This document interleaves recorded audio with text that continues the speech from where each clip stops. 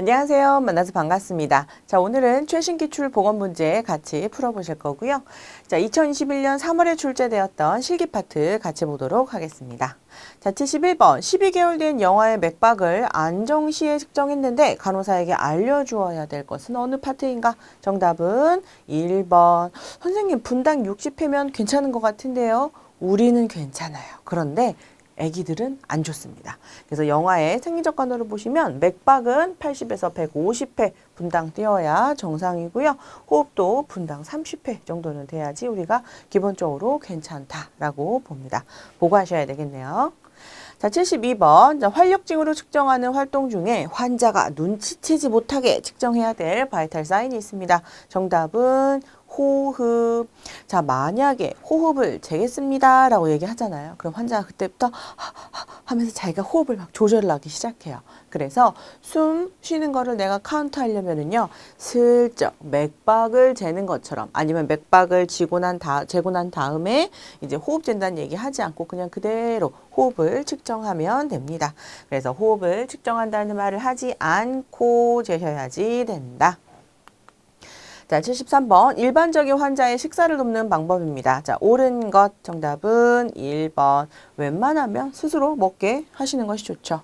그 다음에 2번부터 보시면 통증이 있는 시술은요, 식사 후에 하시는 것이 좋고요. 또 식사 후에 바로 누워 계시면 너무 힘들어요. 소화가 안 되죠. 우리도 그렇죠. 밥 먹고 바로 누워 있으면 소화 안 되잖아요.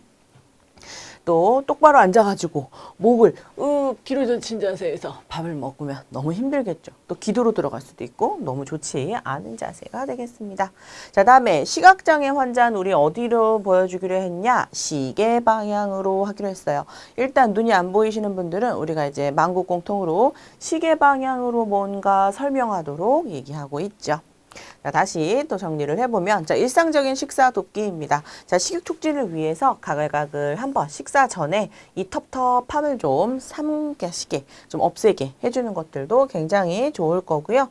또 연하곤란 환자 꿀꺽꿀꺽 넘기기 힘든 환자는요, 신맛이 강하면 어때요? 침이 엄청 나오죠. 그러면서 뒤로 또 넘어갈 수 있어요. 그래서 신맛이 강한 음식은 제한하고 상체를 일으켜서 음식을 소량씩 천천히 주시는 것이 좋을 것 같습니다. 그리고 또 이런 연하곤란 환자는요, 액체 음식보다는 연두부 정도의 점도가 있어서 뚝뚝 떠먹을 수 있는 그런 것들이 좋겠어요. 바나나처럼 좀 무르지만 그렇다고 물처럼 후루룩 들어가지 않는 이런 애들이 좋습니다. 그다음에 아까 말한 대로 시각장애 시계 방향으로 있으셔야 되고요. 또 혹시라도 섭취량을 기록하시는 환자라면 차트에 열심히 적어주셔야 되겠습니다.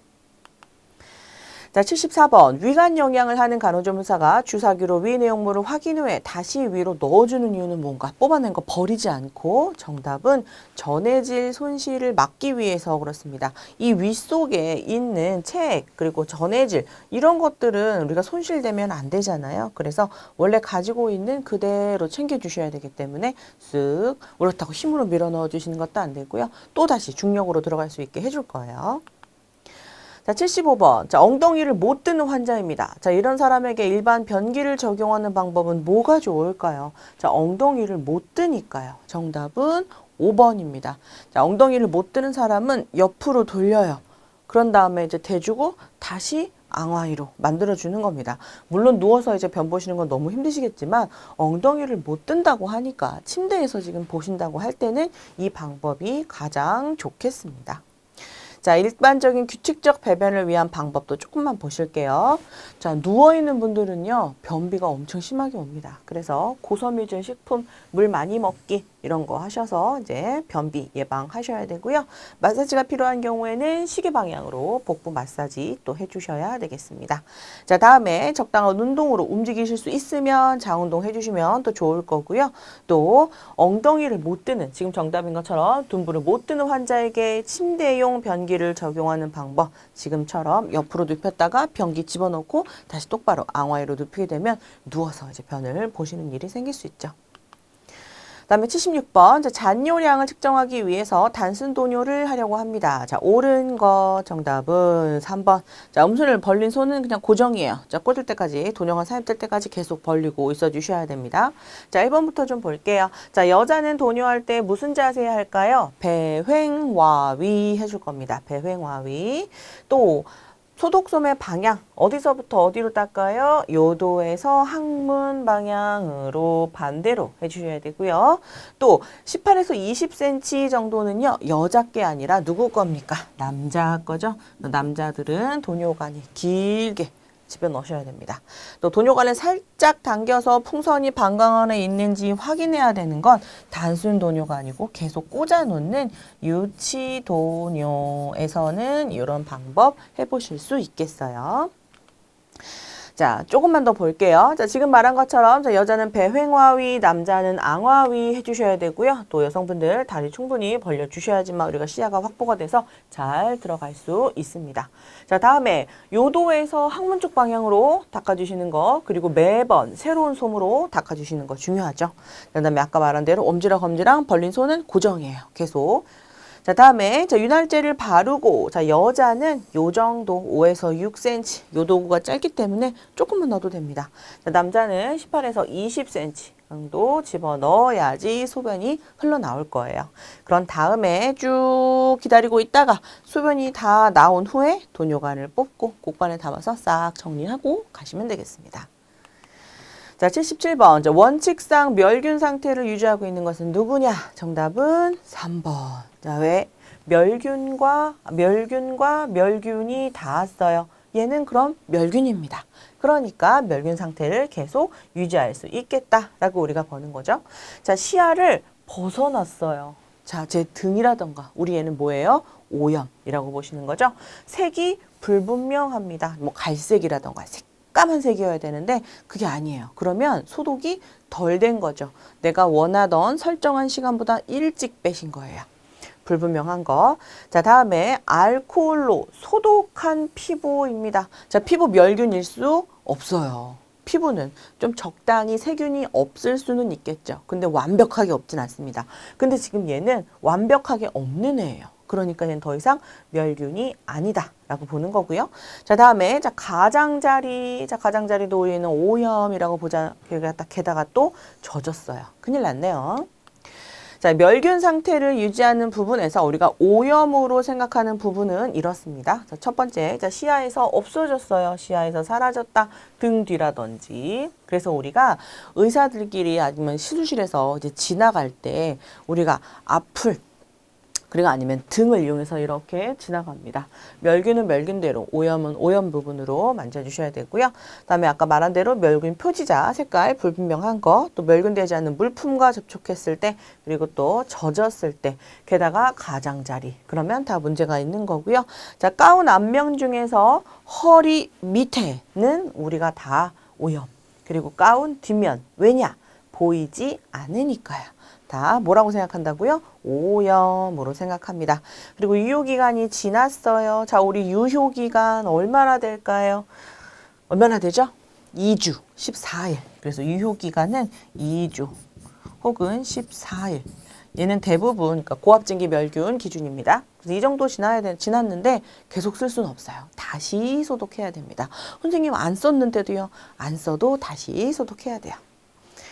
자, 다음에 자, 78번 멸균 물품을 바르게 관리하는 방법입니다. 자, 옳은 것 정답은 5번. 자, 개봉할 때 준비하는 사람에서 멀리 있는 쪽 멸균표 자락부터 펼칩니다. 그래서 우리가 그림을 좀 보면 대부분 이렇게 돼 있죠. 이런 느낌으로 이렇게 돼 있을 거예요. 그러면 우리가 어디부터 펼쳐요? 얘부터 먼저 잡아가지고 위로 끌어올리죠. 이렇게 펼쳐 올리는 거죠. 그래서 집안 사람에서 멀리 있는 쪽 멸균포 자락부터 펼칩니다. 자, 1번에 좀 볼게요. 자, 뭐가 틀렸는가? 닿게 해라, 닿게 해라. 그래서 틀렸고요. 멸균표가 펼쳐진 위로 물건을 건네잖아요. 그럼 세균 먼지가 톡톡톡 떨어지겠죠.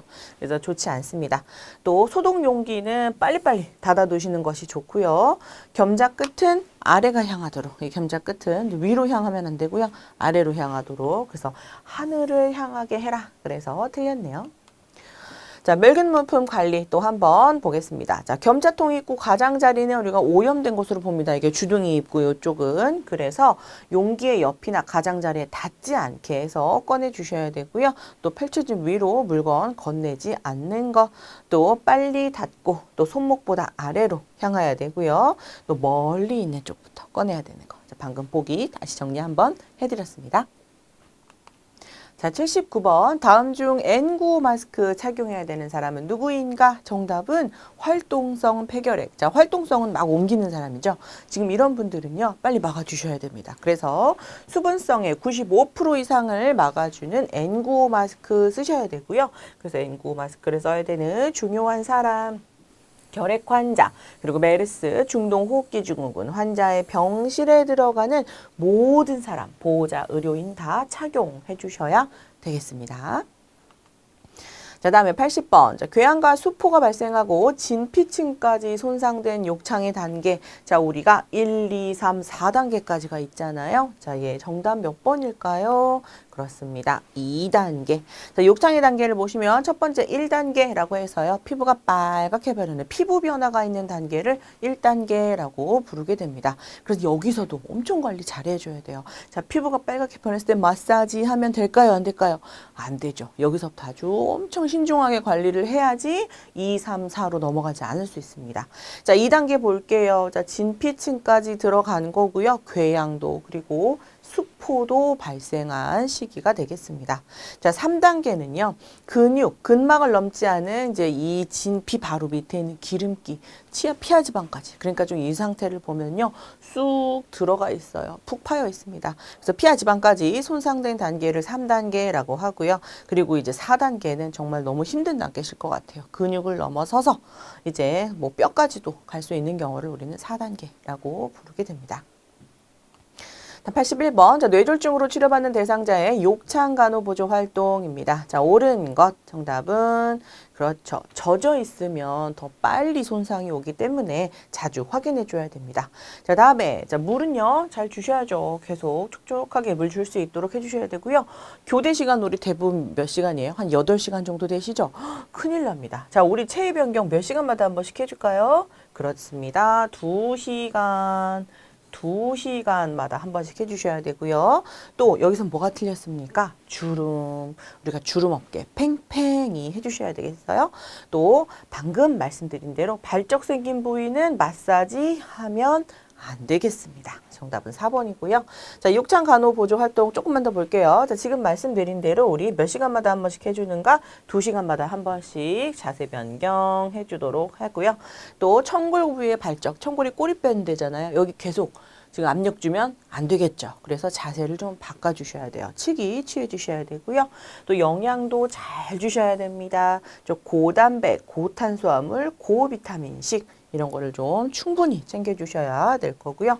피부 압력 그리고 마찰을 감소시키기 위해서 주름진 곳이 없도록 팽팽히 당겨주셔야 되겠습니다. 자, 그 외에 또 침뇨 같은 경우에 이런 여러 가지 다른 것들을 이용해서 욕창 예방을 좀 힘써 주실 수 있겠죠. 자, 다음에 자, 관절 운동, 관절 가동성 그리고 혈액순환 도와주는 거 너무너무 중요해요. 그래서 욕창 생기기 전에 마사지 하면서 자꾸 문질 해주는 이유가 피를 싹싹 돌게 하기 위함입니다. 자, 다음에 82번. 자, 침상 목욕을 시행하는 방법입니다. 자, 옳은 것. 정답은 4번. 자, 손끝에서 겨드랑이 방향으로 닦아준다. 손끝에서 겨드랑이, 밑에서 위로 올려줍니다. 그래서 정맥기환이라고 하는 거를 목욕하면서 도와주는 거죠. 자, 원래는 샤워실 가서 싹 씻어내야 되는데 지금 이분은 어때요? 누워 계시는 상태에서 목욕하시는 거잖아요. 그러니까 순환이 멋지게 될 수 없어요. 그래서 우리가 어차피 문지를 거 순환을 좀 잘 되게 심장으로 피가 싹싹 들어올 수 있게 침상 목욕해 줍니다. 자, 1번부터 좀 볼게요. 자, 복부도 씻긴 씻을 건데 시계 방향으로 그리고 여긴 또 너무 세게 씻으라 그래서 틀렸네요. 자, 눈은 어떻게 닦아야 될까요? 안쪽에서부터 바깥쪽으로 닦아주셔야겠죠. 그래야지 혹시라도 오염이 될 일이 좀 적을 수 있을 것 같고요. 자, 목욕 시간을 1시간이나 한대요. 큰일 납니다. 짧게 하실 거고요. 5분에서 10분 정도. 또 가슴과 등을 닦은 후 팔과 다리를 닦아준다. 우리 순서 한번 볼까요? 자, 침상 목욕을 할 때 순서를 보시면 자, 눈 안쪽서부터 이마, 턱, 귀까지 그러니까 여기가 얼굴이 되겠죠. 얼굴 먼저 닦은 다음에 목, 그리고 손, 팔, 그리고 가슴, 복부, 발다리, 등, 음부. 자, 이런 순으로 할 겁니다. 그런데 여기는 지금 가슴과 등을 닦은 후에 팔과 다리를 닦아준대요. 그래서 순서가 조금 틀렸죠. 자, 다음에 다른 것도 좀 보겠습니다. 자, 병실 온도는 20에서 23도, 목욕물의 온도는 40에서 43에서 46도 정도가 좋고요. 시간은 아까 5분에서 10분 정도 짧게 해주시는 거 좋다라고 했었습니다. 그 다음에 씻으실 때는 자, 우리로부터 멀리 있는 환자 쪽 신체부터 먼저 닦아줘요. 양쪽 팔을 닦을 건데 자, 이쪽이 서 있을 거면 이쪽 팔부터 먼저 닦아주시는 거죠. 그 다음에 할 수 있다면 이제 음부는 환자가 스스로 할 수 있게 스펀지를 좀 쥐어주실 수도 있겠습니다. 그 다음에 또 배꼽을 중심으로 시계 방향을 따라 마사지 하듯이 복부를 씻어 주시는 거 좋고요. 목욕이 다 끝난 다음에 이제 보들보들한 상태에서 발톱을 깎아줄 겁니다. 발톱은 일자로, 손톱은 둥글게 깎아주실 거고요. 또 우리가 순서는 머리에서 발끝으로, 말초에서 중심으로 그리고 씻어서 깨끗하게 정맥 혈액순환을 증대시켜주게 되는 것이 침상 목욕의 방법이 되겠습니다. 자, 83번 등 마사지를 할 때 간호보조 활동입니다. 자, 옳은 것 정답은 1번. 자, 엎드려요. 왜냐하면 등을 마사지 한다고 하니까 보기를 취하게 해주는 것이 좋죠. 자, 이번에 볼게요. 자, 뭐가 틀렸을까요? 차가운 상태. 찬기름을 등에다가 넣으면 하고 오그라들 것 같아요. 그래서 차가운 거 좋지 않고요. 자, 윤활법만 사용하는 게 아니라 뭐 경찰법 등 여러 가지를 이용할 겁니다. 다음에 혈전성 정맥염 환자 마사지 하시면 안 되고요. 또 뼈 돌출 부위도 마사지 하시면 안 되겠습니다. 자, 등 마사지 조금만 더 보실게요. 자, 하는 이유. 자, 국소적 순환 증가, 전신적 순환 자극, 근육의 긴장 완화를 위해서 주로 사용하게 되는 것이 이제 이런 등 마사지고요. 자, 뼈 돌출 부위나 아니면 붉게 변하는 경우에는 마사지 하시면 안 되겠습니다. 그런 다음에 윤활법만 하시는 게 아니라 자, 문지르는 경찰법, 쭈물쭈물 윤활법, 두드리는 경타법 이런 것들을 반복적으로 해주시면 좋을 것 같아요. 자, 경찰법, 문지르기, 윤활법, 쭈무르기, 경타법 탁탁탁탁 쳐주는 이런 두드리기 방법을 이용해서 마사지 해주시면 좋겠습니다. 자, 대신에 자, 네 번째 보시면 이런 좋은 거 하시면 안 되는 분들, 자, 등 마사지 금기 환자, 염증이 심하거나 악성 종양, 또 심하게 허약한 사람, 혈전성 정맥염이 있는 분들 하시면 안 되고요. 골절이 있다거나 화농성 피부염 있는 분들도 하시면 안 되겠습니다. 자, 84번. 자, 의식이 없는 대상자에게 구강간호를 해주려고 한다. 자, 어떤 자세를 취해야 되는가? 정답은 측 위 옆으로 돌려놓습니다. 그 다음에 이제 엄원대로 들어가지 않게 해주시고요. 자, 그래서 기도 내로 엄원대로 들어가지 않게 측 위 자세 해줄 겁니다. 자, 얘네들만 잠깐 좀 볼게요. 자, 의식이 없는 대상자에게 구강간호 해주는 거는 측 위이고요. 자, 보기 엎드리면 제일 먼저 생각나는 거. 자, 등 마사지. 등 마사지 할 때 많이 사용하죠.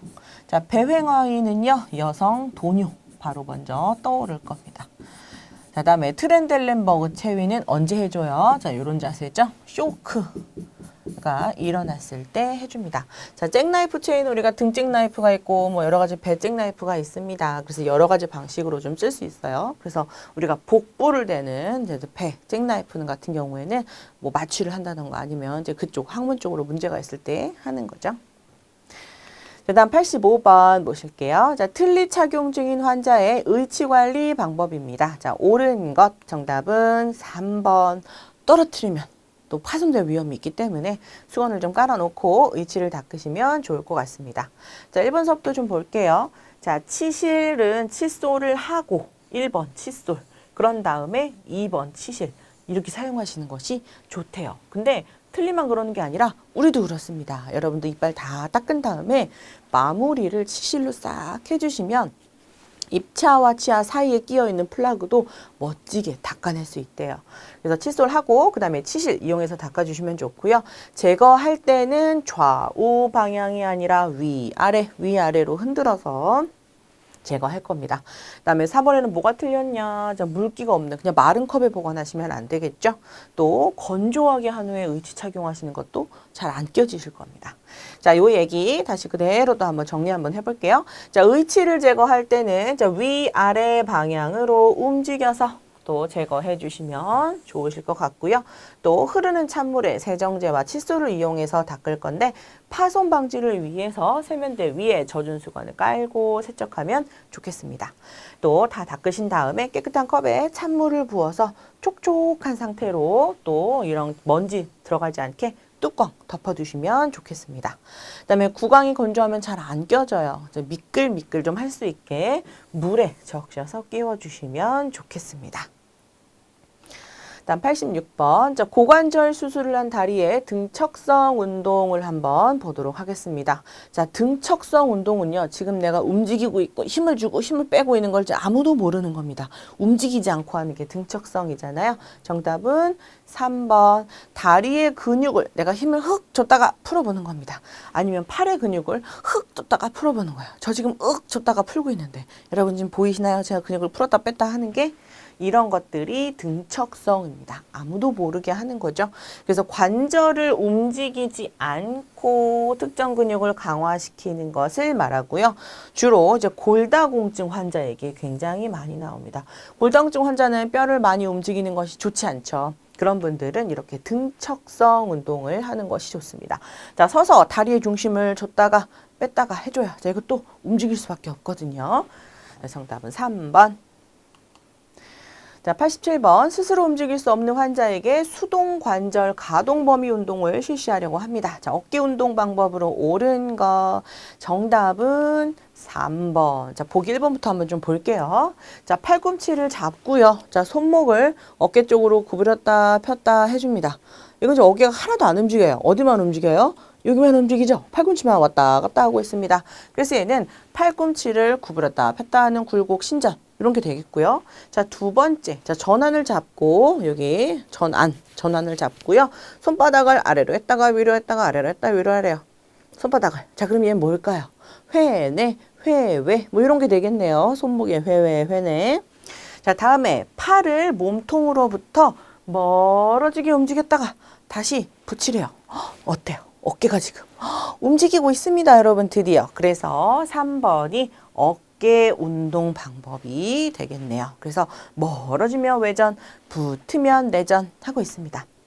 자, 다음에 4번에 좀 볼게요. 자, 머리 양측을 손으로 딱 잡아주래요. 지지해 주시고, 그리고 귀가 어깨에 닿도록 고개를 요래 움직여보라 합니다. 자, 손만 떼고 한번 볼게요, 여러분. 그럼 고개를 이렇게 움직이면 어때요? 옆으로 구부러지죠. 측면 굴곡. 얘는 목을 움직이는 측면 굴곡이 되겠습니다.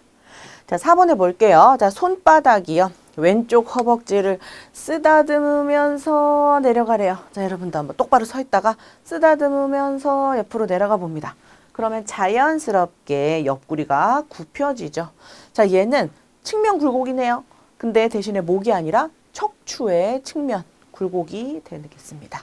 이쪽으로도 움직일 수 있고 이쪽으로도 움직일 수 있죠. 자, 정리를 다시 한번 해보면 자, 보기 첫 번째, 자, 팔꿈치 굴곡 신전에 대한 얘기였고요. 두 번째는 손목의 회내와 회외, 세 번째 외전과 내전에 대한 얘기, 네 번째 머리 측면 굴곡, 그런 다음에 척추가 내려가는 척추 측면 굴곡에 대한 얘기였습니다.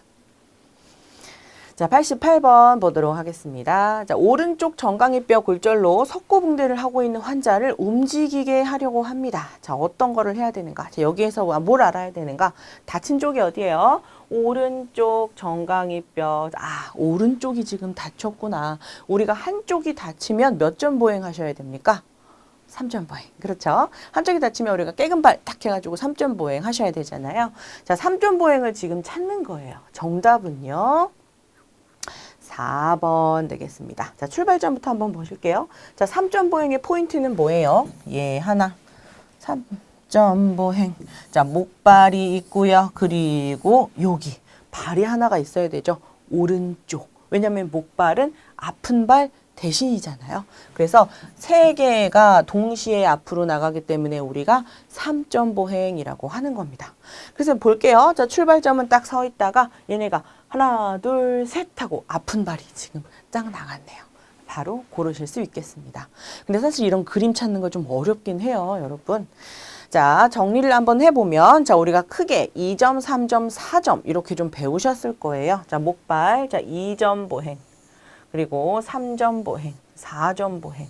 자, 일단 포인트를 좀 보시면은요. 자, 2점 보행은 언제 할 거냐?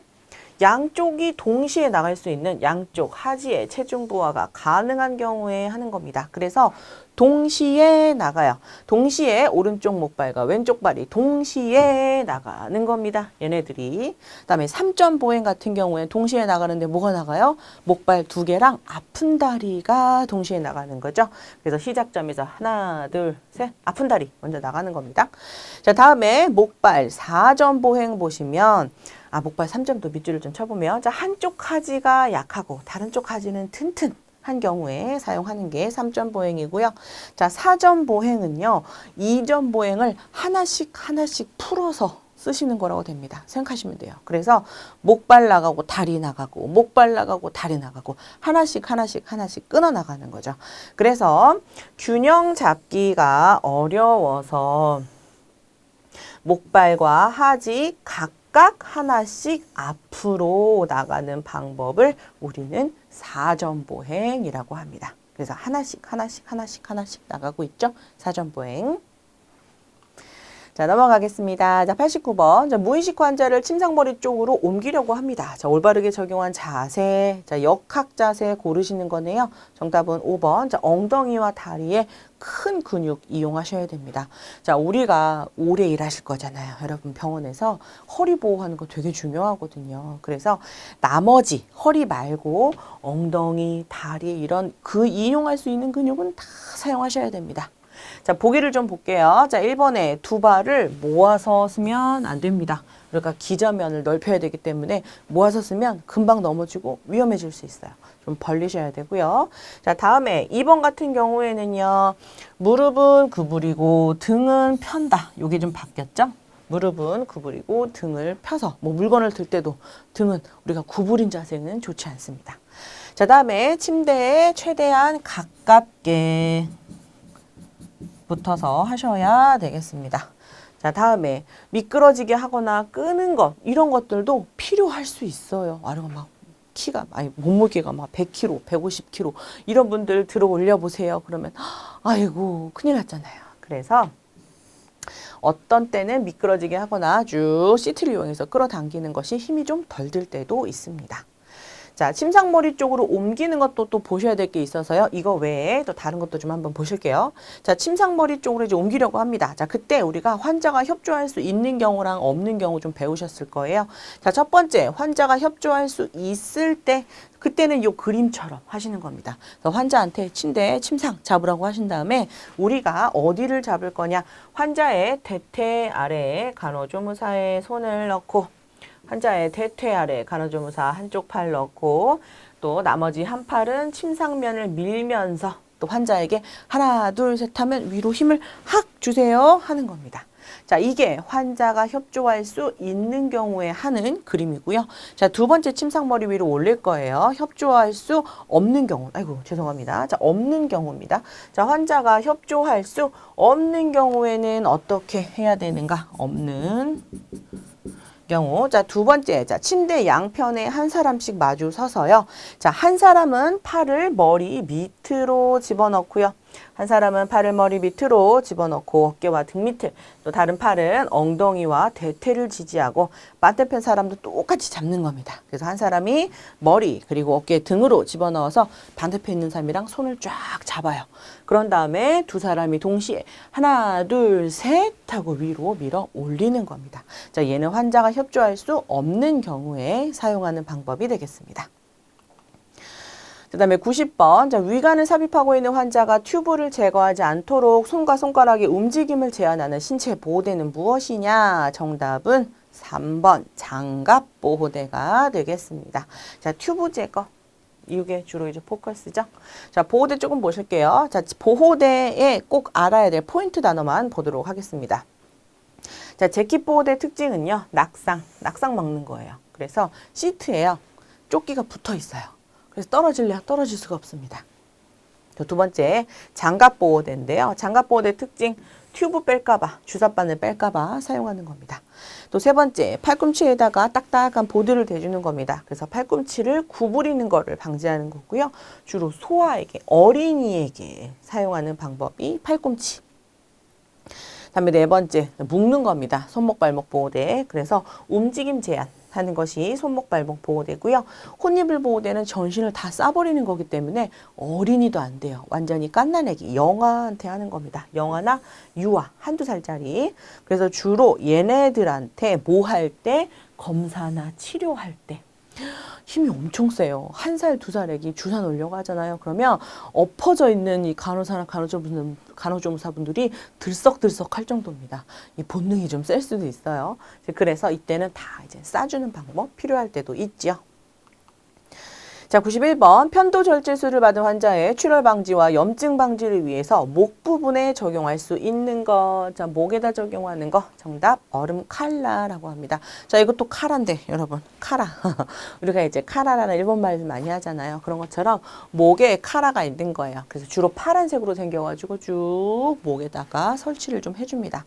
안에 이제 얼음을 얼릴 수 있는 애들이 좀 들어가 있어요. 그래서 목과 관련된 부분의 출혈 방지, 염증 방지를 위해서 많이 해주죠. 자, 얼음주머니, 칼라 말고요. 자, 포함한 얼음주머니도 좀 볼게요. 자, 우리가 얼음주머니 사용할 때 구멍이 있는지 조사하고 할 거고요. 또 얼음주머니는 2분의 1이나 3분의 1 정도를 호두알 크기의 얼음 조각으로 채웁니다. 그래서 모난 부분은 좀 쳐요. 그래서 동글동글하게 만들어주고 찬물을 조금 한 컵 정도 붓습니다. 자, 다음에 얼음주머니 사용할 수 없는 사람, 이 온도를 느끼지 못하는 사람, 혈액순환 장애에 있는 사람, 아니면 외상으로 조직이 파괴된 사람, 빈혈 환자, 소아 노인 환자, 개방 환자 이런 분들은 사용하실 수 없다.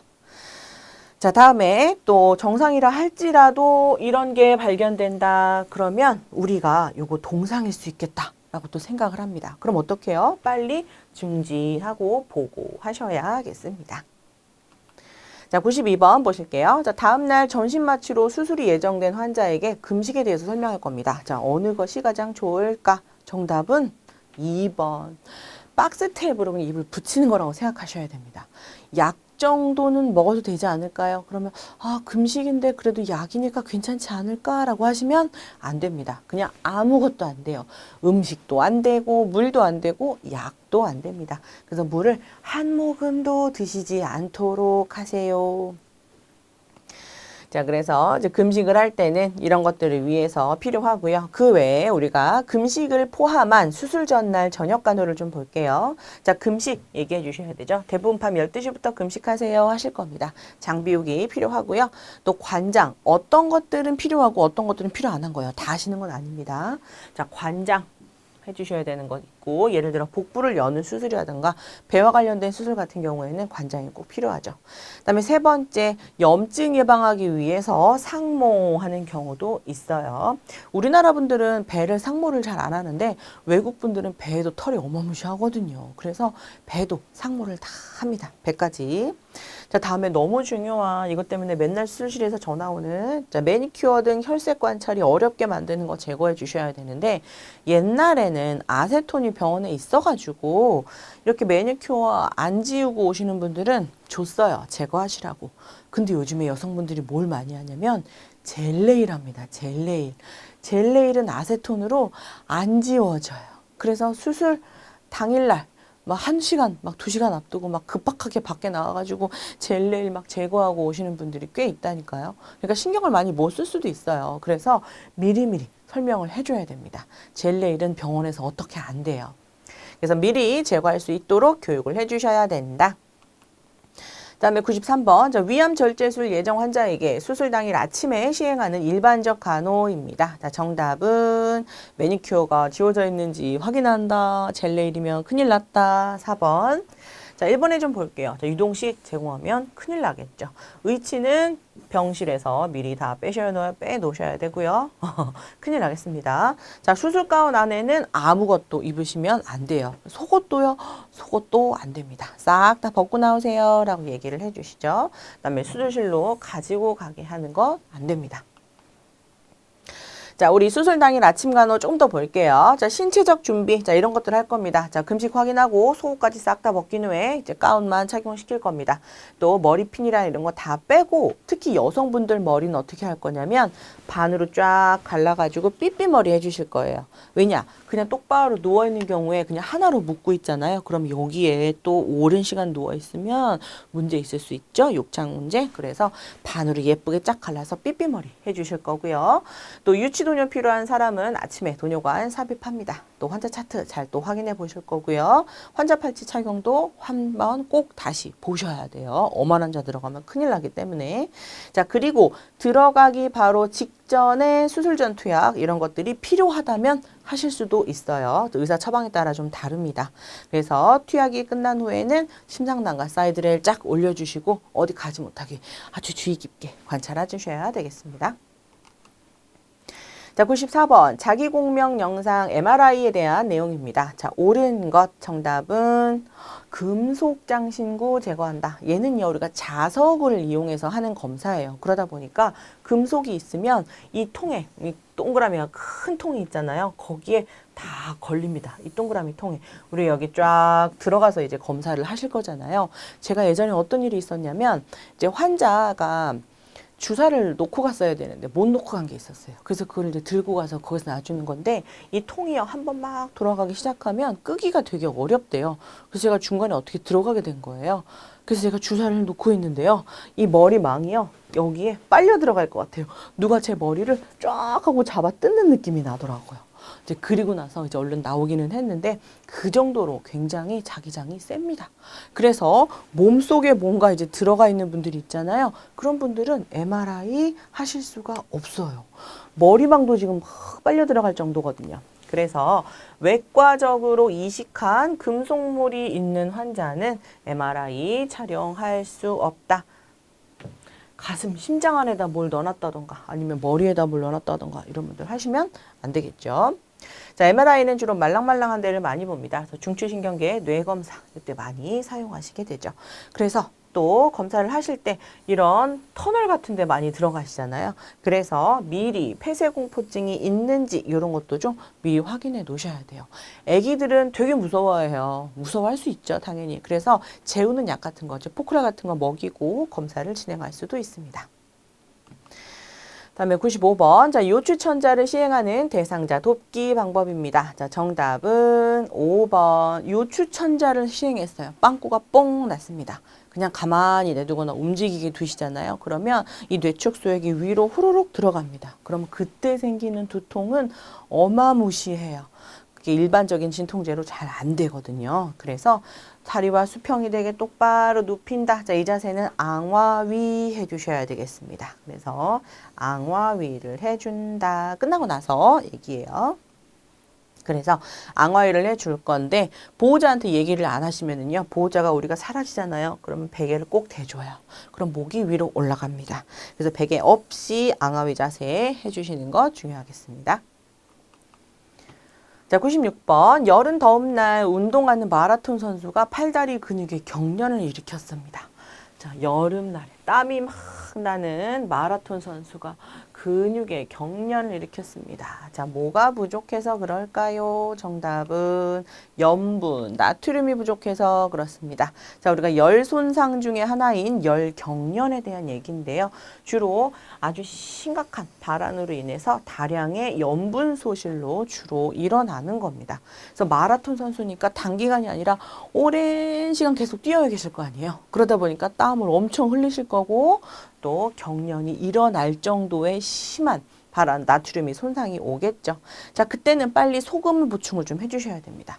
그래서 소금을 식염수 집어넣으시고 심한 활동 전에 미리미리 예방차 소금 정제를 좀 드시면서 하는 경우도 있죠. 예를 들어 뭐 화부라든지 아니면 이제 도자기 굽는 분들 있잖아요. 아니면 용광로에서 일하시는 분들은 항상 뜨거워요. 얼마나 덥습니까? 막 땀이 막 뚝뚝뚝 떨어지겠죠. 그래서 이런 일이 발생하는 것을 막기 위해서 소금 정제를 먹어가면서 할 수도 있어요. 이런 분들은. 자, 다음에 97번. 자, 호흡곤란이 있는 환자가 산소를 투여하며 음식을 섭취할 수 있는 기구는 무엇인가? 정답은 비강 캐뉼라.